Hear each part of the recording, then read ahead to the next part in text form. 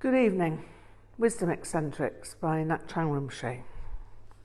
Chapter 24, Part 1. Yeah, maybe there will be more understanding because those who miss the point will be able to ask. The important point is that one knows when to ask, and when questions are an inappropriate interruption of the Lama's activity.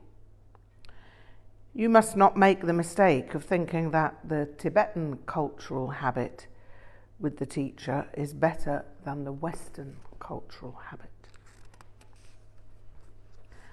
Chapter 24, Tales of Tomyors.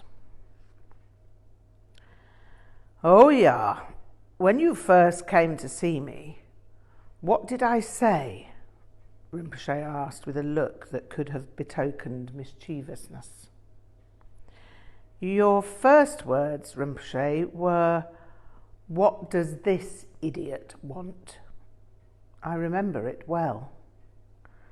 Oh yeah, he laughed. But that is not what Tomyor really means. You were one kind of Tomyor, sometimes, maybe not so often. But anyway, you were not a self-serving, stubborn Tomyor. You were not an obstinate, inflexible, intractable, intransigent Tomyor. You were not really a Tomyor at all. It was mainly your waistcoat and your enormous beard. Rinpoche laughed. So, anyway, today I will tell you what Tomyor can really mean. This is a story about Dzogchen and the second Dodrupchen. It is not a long story, and I tell it to you just to make a point, not to ask you questions.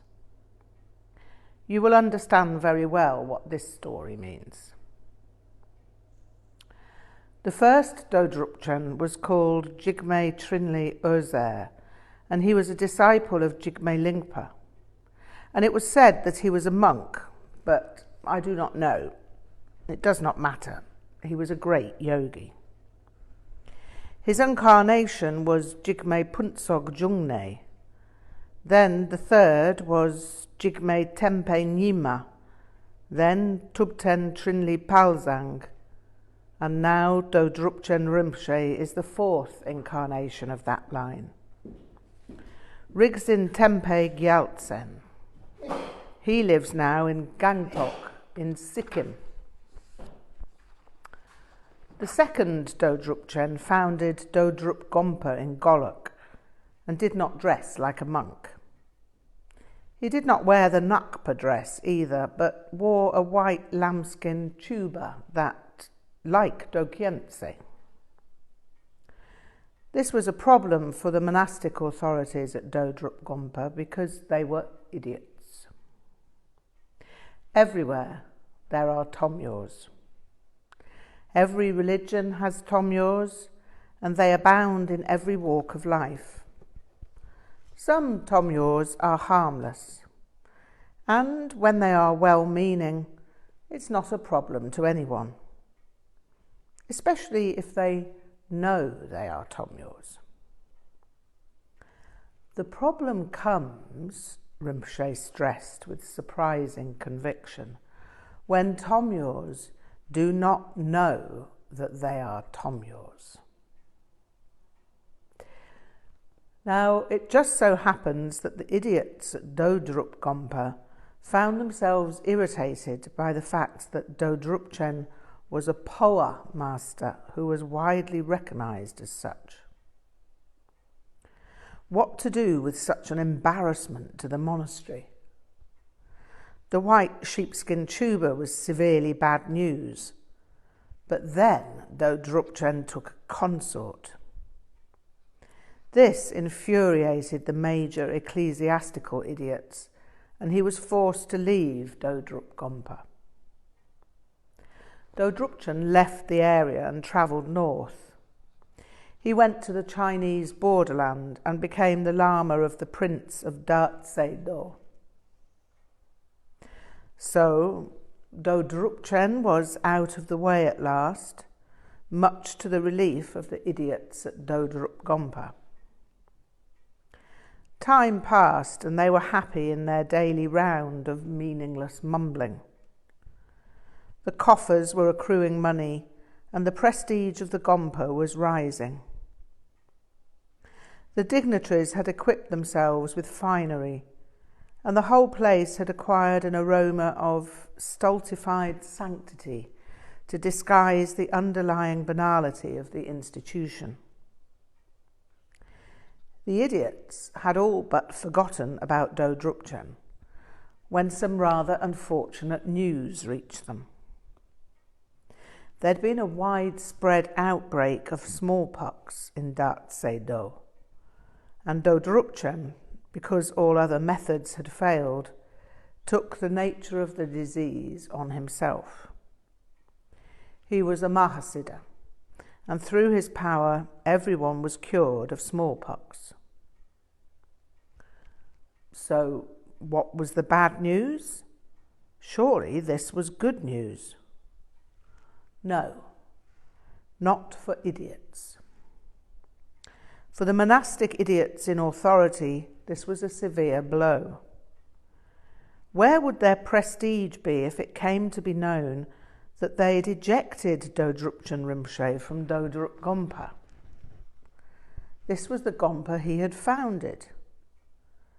If it turned out that he was a Mahasiddha, as his name gave him to be, the idiots would be pilloried.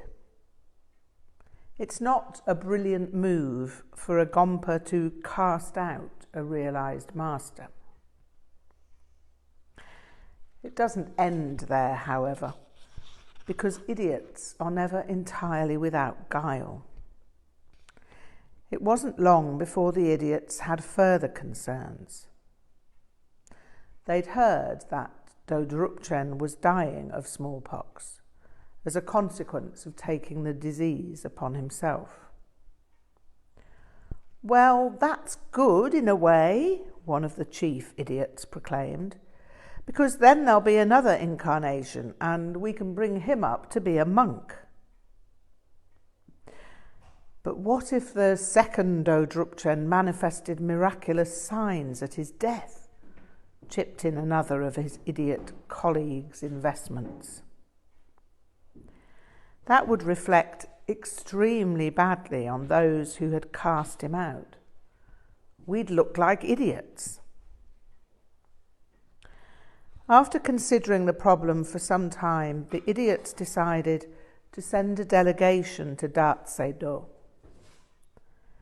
They arrived and sought an audience with the dying Dodrupchen. They were ushered into his room and explained the problem to him. You see, Rinpoche, it's like this. You've cured everyone in this district of smallpox. That is a very wonderful thing, of course. And it's a real shame you're dying and all, but if, when you die, you manifest miracles, how would that look? How would it be for Dodrup Gompa? It would not look good, would it? You see, you founded this Gompa for the benefit of beings, and it would be better for the Gompa if its reputation were not stained by the fact that we rejected you. We think you will appreciate the delicacy of the situation. Yeah, I see your point, he replied. And I'm quite agreeable to what you want, so I'll do as you ask. I'll die a normal death. It's all the same to me. The delegation of idiots were relieved to hear this and departed for Dodrup Gompa to give the senior idiots the good news.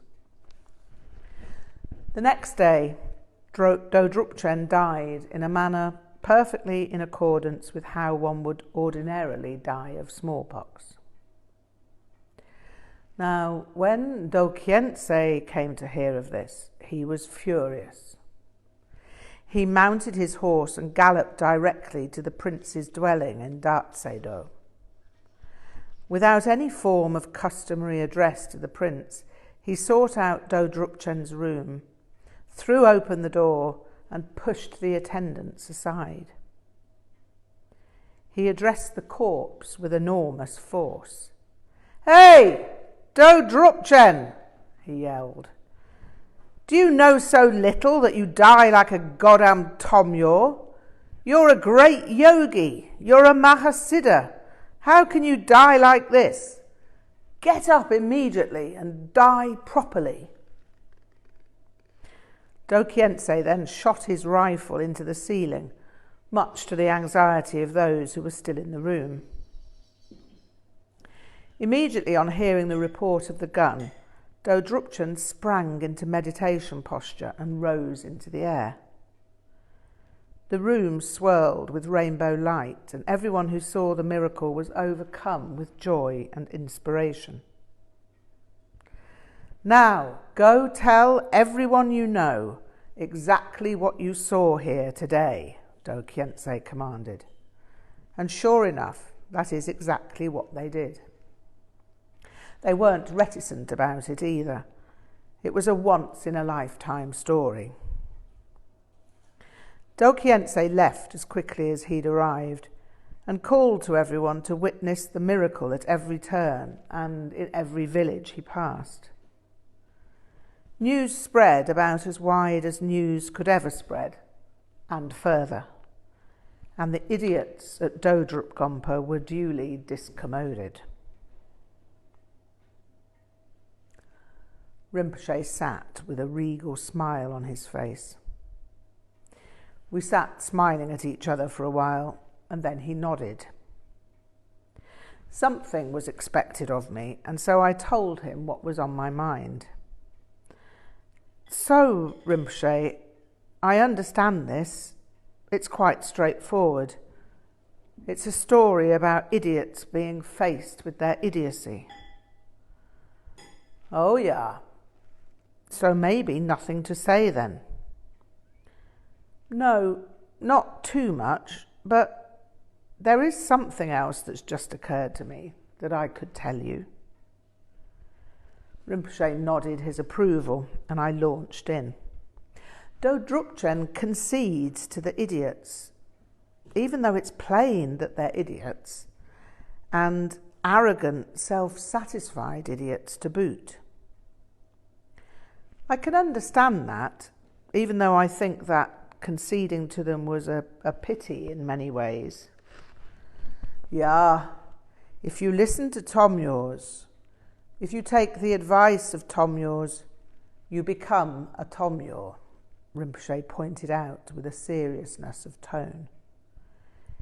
"Yes, but maybe that's not exactly what happened." Rinpoche grinned wolfishly at me. "Oh, yeah? What then?" "Well, Dodrupchen's acquiescence only makes sense to me when it's tied together with the fact that Dokhyentse reverses his acquiescence, because that makes two things possible at once." Rinpoche gave the familiar air twist of his wrist that said, "Go on then, tell me about it." Well, Dodrupchen acquiesces and shows himself to be completely indifferent to what people think of him. This shows him to be utterly beyond concern with appearances. He evidently has no self-interest. He's content to die with the appearance of an ordinary person, even though he isn't.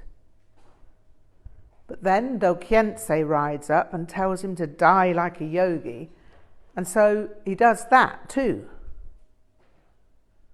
"And then?"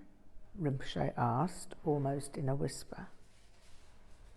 "Then, Rinpoche, the idiots at Dodrupchen would have to look at themselves extremely critically.